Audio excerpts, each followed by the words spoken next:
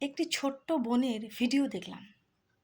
সত্যি সেই ভিডিওটি দেখে এটাই বুঝলাম যে বলে না যে যুগের বদল, হাওয়া বদল এই সমস্ত কিছু। হ্যাঁ, সত্যি মানুষের মন মানসিকতা, মানুষের চিন্তা ভাবনারও যে কত রকমের বদল হতে পারে, সেই জায়গা থেকে শুধু তার বক্তব্য হচ্ছে সে এটা বলছে এখন যে, "কি রে?"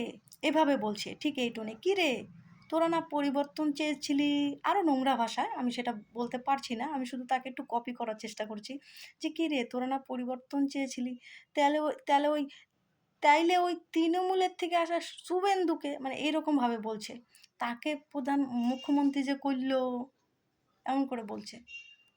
আর "সেটা নিয়ে তোদের অসুবিধা হচ্ছে না?" এ ধরনের কথা। আমি তাকে শুধু একটা উত্তর দিতে চাই, "বোন।" কোনো বাজে কথা বলতে চাই না, বোন। তৃণমূল থেকে শুভেন্দু অধিকারী বিজেপিতে এসে বিজেপির সদস্য হয়ে যাওয়ার পর সে বিজেপির মুখ্যমন্ত্রী হয়েছে বলে তোমার খুব অসুবিধা হচ্ছে।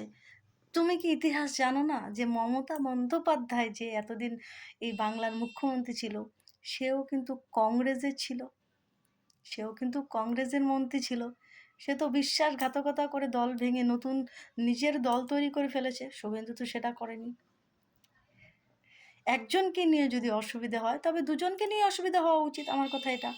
আর আমাদের যখন মমতা বন্দ্যোপাধ্যায়কে অ্যাজ এ মুখ্যমন্ত্রী হিসেবে মানতে অসুবিধা হয়নি যে তিনি অন্য দল থেকে এসেছেন, অন্য দল থেকে এসে দল করেছেন, সেইটা যখন অসুবিধা হয়নি, তো শুভেন্দুবাবুকেও অসুবিধা হওয়ার কথা নয়। আমি তাকে যখন মেনেছি তাকেও মানতে পারবো, তাই নয় কি? এটা হয় অশিক্ষা, যাকে বলে আর কি। দেখুন, শিক্ষা মানে আমি সবসময় বলি, শিক্ষা মানে কখনোই কাগজের কলমের বা ডিগ্রির শিক্ষা নয়। বহু শিক্ষিত মানুষ আছে যারা দিমাগ সে প্যাদল, মানে এখনো পর্যন্ত ননসেন্সের মতো লজিক দেয়, ননসেন্সের মতো কথা বলে যায়।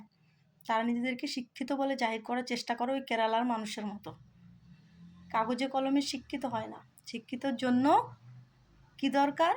মানসিকতার পরিবর্তন, সময়ে সময়ে মানবিকতার প্রয়োজন এবং আরও অনেক কিছুর।